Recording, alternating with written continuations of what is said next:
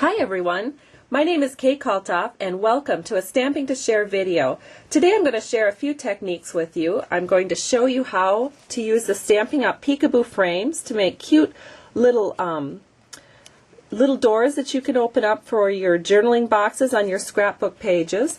And also, this is a spooky page. Let me see if I can just get this up here so you can see it a little better. Notice the eyeballs on the word spooky. When you open them up, woo, isn't that scary? We've got a little spider web stamped in cherry cobbler, and this is our silver glimmer paper. However, you'll notice it's black. So I'm going to show you how I did that too. So, pardon me while I get this out of the way, and let's go ahead and get started. The first thing we're going to need is our Peekaboo Frames die, and this is what it looks like.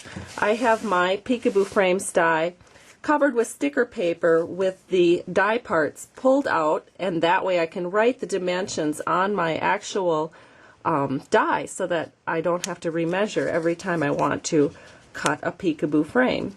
And so we need our Big Shot machine, and we're ready to go.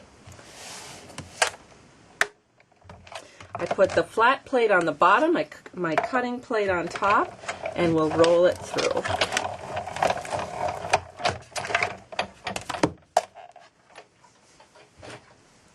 Okay, let's see what we have. There we go. Here's our eyeball frame right here, and here is our journal box frame. And to open them up, I'm not going to show you exactly how to put the journaling box frame together, but what I like to do is you'll barely see it, but there is a crease right here. So I just put my fingernails kind of along where that crease is, or you could use a bone folder and then just slowly bend it back so that I have my little door that opens up easily. And of course you could put a button or a brad here, and that would also help you open up that little door. And now for the eyeball, I already have the outer part of the eyeball prepped. Here we have a 1 3/8 inch circle punch punched out of cherry cobbler, and a 1 1/4 inch circle punch with white whisper white paper. And then I have a 1/2 inch circle punch of basic black that's popped up on a dimensional. And then that just gets glued, or actually we'll snail it. Since I left my glue in the other room, we will just snail that right onto our circle. And you'll notice that I've off-centered it a little bit. That's because it still allows me to open up the door. If I put it right in the center, then the little hinge doesn't work as well. So I do offset that eyeball. And now we're going to go ahead and we're going to get our bloodshot eyes. So we're going to ink up the spider web from Wicked Cool, stamp it on a piece of whisper white paper, and then we take our 1 3/8 inch punch. We'll punch it out, and then all you have to do is attach it in the back like this.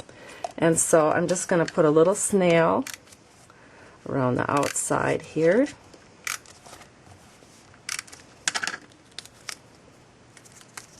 And then I'm going to take my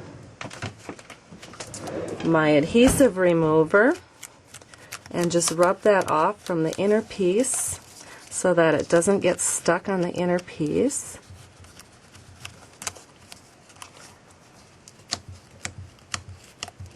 And now we just have snail on our outer piece, which is where we want it. Alright, we're almost done. Okay, there we go. And so now we can take our very scary bloodshot eyes and just put that right like that, and it opens up and we have it all ready. Okay, now how did we get that? If you'll remember in the scrapbook page, we have that very spooky, sparkly black pupil. And what I did is I just took a piece of our silver glimmer paper, and then I love StazOn. However, the StazOn ink pad, I tried to just sponge it onto the glitter paper, and that did not work.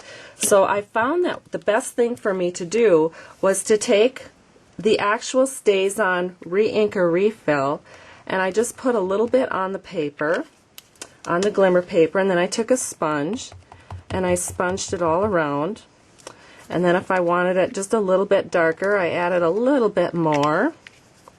And again, took my sponge and worked it into the glimmer paper. Then I took my, and this dries very quickly, but then I took a 1/2-inch circle punch. And then, of course, we need a glue dot. However, my glue dots are missing, so just imagine this being glue dotted onto the center. And isn't that absolutely spookily wonderful? And now another aspect of my scrapbook page that I thought I would share with you are these absolutely darling ghosts. You'll notice that some of the paper, in fact I'll grab this right here, it's a little easier for me to show you, but if you'll notice one of the papers from our Halloween set, I think it's called Frightful Sight, has these darling little ghosts. And I thought, oh, well, that would be so easy to recreate. So what you do to recreate that is you take a wide oval punch, or actually I think they're called large oval punches. They get their name changed every once in a while. I wonder if that means punches get married. Well, anyway, it's a large oval punch.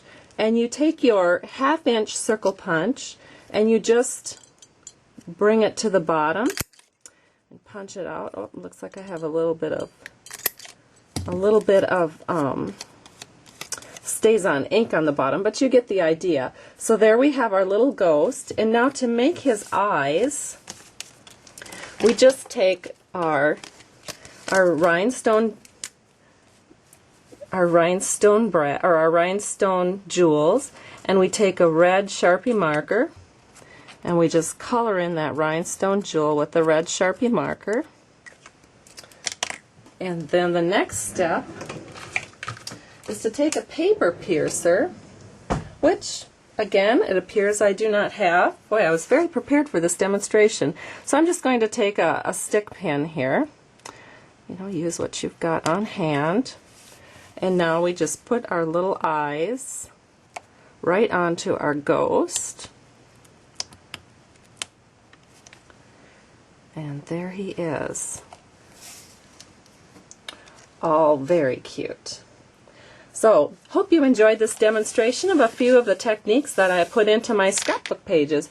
Have a great day, and thanks for stopping by Stamping to Share.